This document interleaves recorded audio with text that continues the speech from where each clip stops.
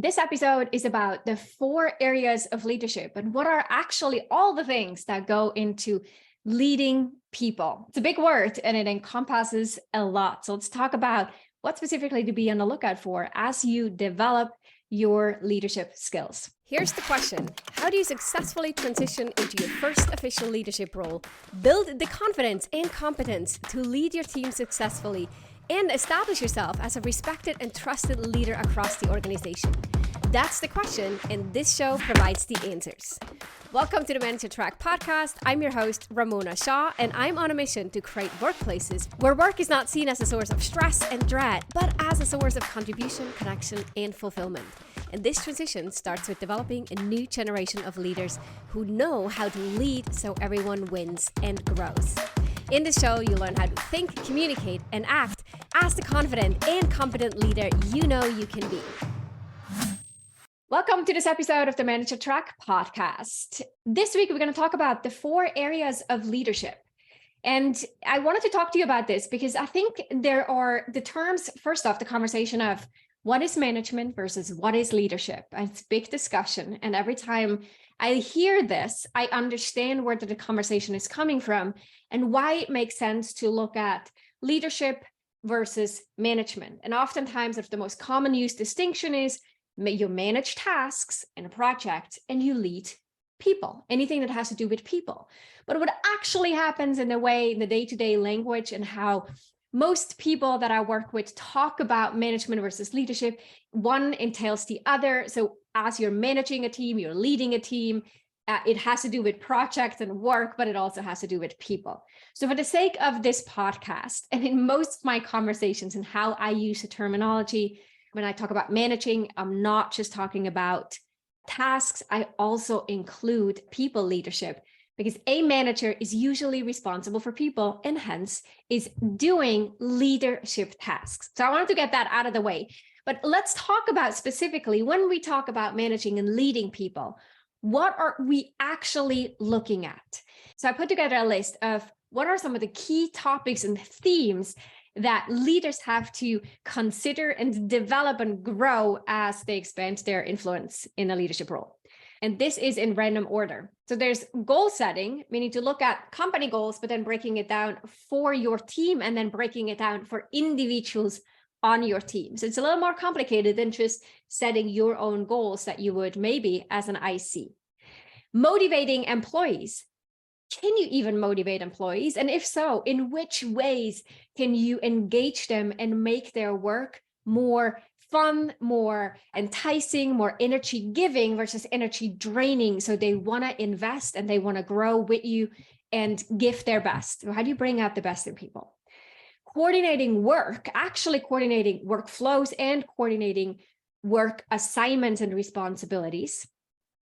Hiring people, having a pipeline of people and talent that you could hire, even if you're currently experiencing a hiring freeze, then actually going through the interview process, identifying top talent, then getting them to sign a contract and onboarding them into your team and into the organization.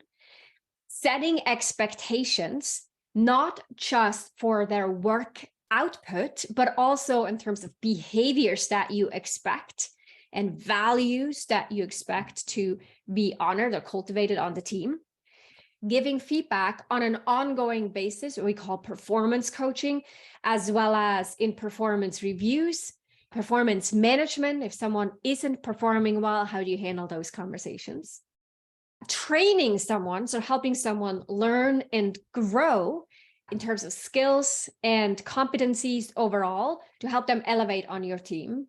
Managing and running meetings in an effective way, presenting to your team and conveying messages, being the translator and sometimes the bridge between your team and upper management or upper leadership, as well as managing up. So not only are you taking information, you're passing it on to your team from above and sideways, but also you're doing this the other way around, where you're advocating on behalf of your team and updating other people on what's going on your team, which then also includes stakeholder management, managing up and managing across. And we use the skills of influence, persuasion, decision-making skills, and developing a system for effective information tracking, and information sharing. Those are all skills that fall within that scope of people leadership and managing a team. Now, this was a long running list. And what's actually really interesting, if you think about this, is there is not any other job that I can think of that has so many different responsibilities and high stake responsibilities. We're talking about people and people's careers. We talk about people's well-being. We look at statistics. I think it's like 1 in 5 says their boss is the most stressful part of their day. It's not the kids, it's not the commute, it's not the household responsibilities, it's not the work in itself, it's their boss. So as a manager, this is a significant responsibility. Yet it comes with 0 to very little training or support other than managing people and moving into leadership. And so that is the thing. Obviously, you hear me talk about this a lot. I want to shout this from the rooftops. It is not okay to move people into leadership roles without providing training and support. I can't think of any other job with comparable responsibilities that includes no to little training for the people in those roles, other than moving people into leadership roles. And that is the impact we want to have and the things that we specifically want to change. The big part of our work is focused on supporting first-time managers as they're transitioning into leadership to equip them and support them with the right tools and skills to be set up for success, not just because that makes their job more fun and easier and fulfilling, but also because it directly impacts the level of engagement and the performance and the retention of the people on their team. Now, okay, so that is one part. When we first move into leadership, we have to acknowledge a lot of new things that for all other jobs, we will go to school for probably years or take lengthy trainings and get certifications to feel equipped and be equipped to then fulfill the job responsibility, not with management. And that's got to change. Not only for us individually as leaders, we have to acknowledge the fact that, hey, this is really new and I have to invest in it, but also as companies as a whole to recognize the importance of this transition and the impact that a sloppy transition or a unsupported transition can have on these new managers and their teams as well, and ultimately on the organization. As a caring and driven manager, I know you want to strengthen your leadership skills, advance your career, and lead a high-performing, engaged team. And in order to do that, as a leader, you need to lead with a system, not by shooting from your hips or reacting to everyone else around you. To do so, you need to first learn what should go into a leadership system, and second, develop your own. Now, the good news is that I teach you one must-have part in your leadership system in a concise, actionable, and yet comprehensive course focused on running successful one-on-one meetings with your direct reports. It includes over 67 minutes of tactical leadership training, plus a set of resources to make this as easy and immediately applicable for you as possible. You can either watch the video lessons or listen to it through a private podcast feed on your phone. You can get your hands on this course, which I want every single manager to have, for a nominal $19 at ramonashaw.com/11. That's 2 times the number 1. You can check the show notes for the details or head on over to ramonashaw.com/11 to get started right now. So that's one thing, but now let's look at what happens after. So once someone has onboarded and these leaders have started to feel more confident with their new responsibilities, the list of things that I've just went through and lots more, that they feel like, okay, I'm getting a handle. I see how things start to flow. I feel like I'm meeting my boss's expectations. My team is doing well. I'm getting overall pretty good feedback. That is where we feel more grounded, and that initial steep learning curve is about to settle a little bit. So anytime we're going through a growth curve that goes up and then we settle a little bit and it stabilizes, that's part of the process. And as we're stabilizing, we're soon then going to look at, okay, now what's next? This feels good. So what is my next level? And if you're in a situation where you're looking at, okay, what is my next level? Or you're still trying to make sense of what leadership really entails, I suggest that you think about 4 specific areas. The areas include self-leadership, which is an ongoing effort and the core of leadership in itself. So leading yourself, how do you manage your time? How do you manage your emotions? How do you keep track of commitments and work? How do you set boundaries, for example? How do you establish trust? How do you have a growth mindset, always looking to learn, to solicit feedback, to take on feedback without being defensive or only reactive? All these things that are core to becoming a strong leader that other people want to be led by are based on self-leadership. So that's a big aspect of leadership, although it doesn't involve any other people. The second part after self-leadership is to lead one person. So this is the relationship between you and one other individual. That individual is looking to you to say, help me grow in my job, help me grow in my career, help me feel safe and heard in this job.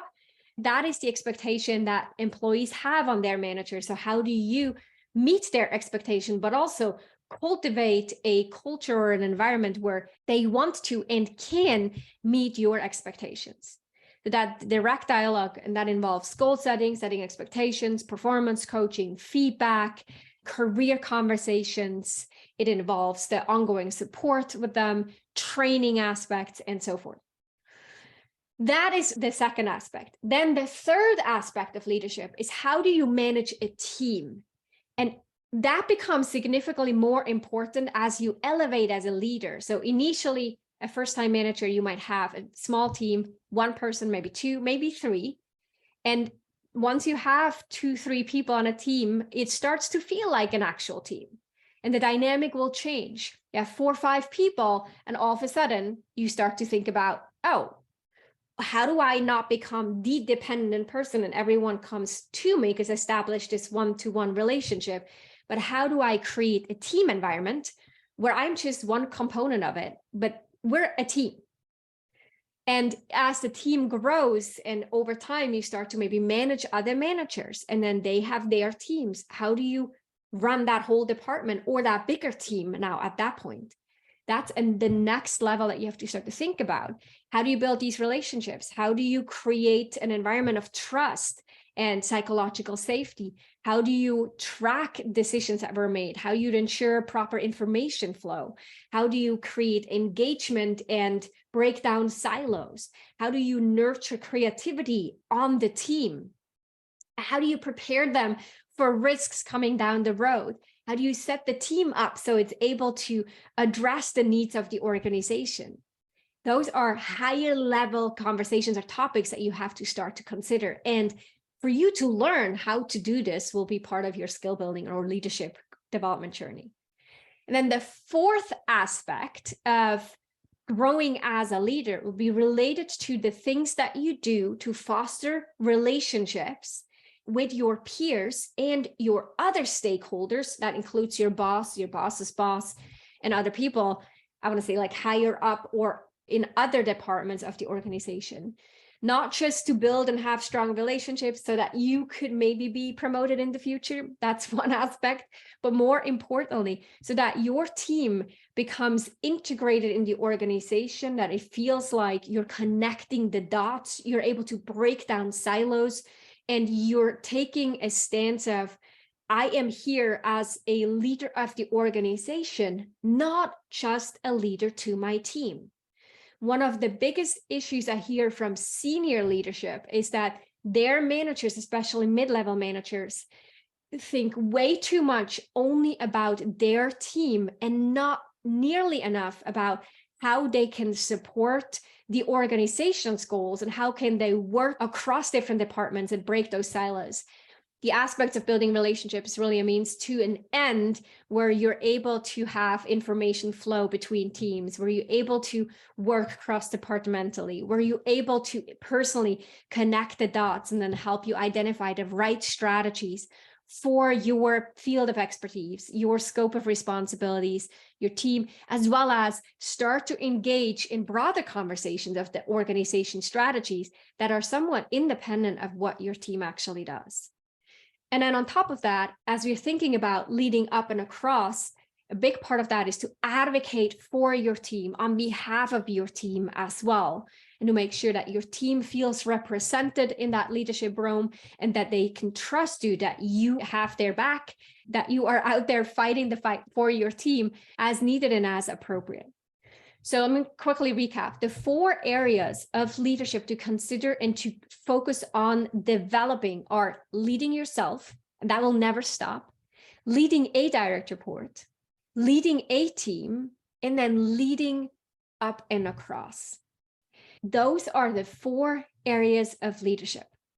Now, we have a program that's called the Leadership Advisory Program that focuses specifically on these 4 pillars. And we're doing those together in a group as well as in one-on-one conversations between me and the participants to flush out what it takes for them to reach the next level in each individual area. So that's a 6-month program.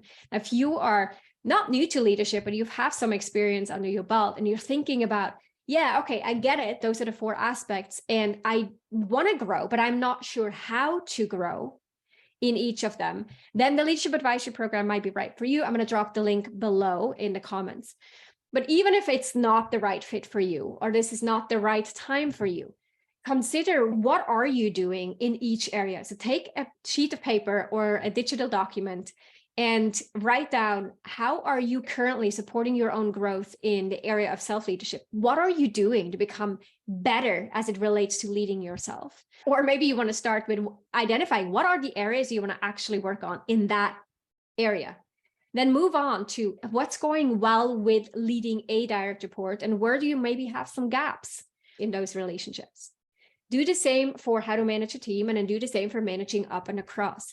Identify in each area, what are the current gaps and what are you doing to close the gaps?